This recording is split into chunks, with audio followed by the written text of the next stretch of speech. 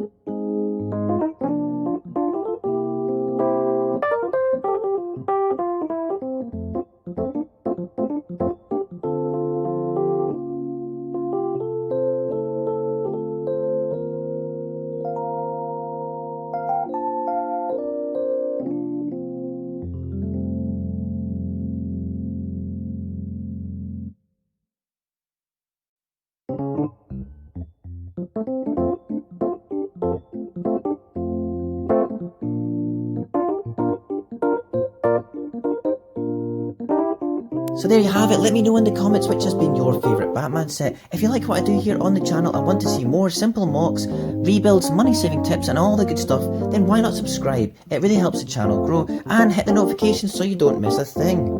And check out my other videos here too. Bye!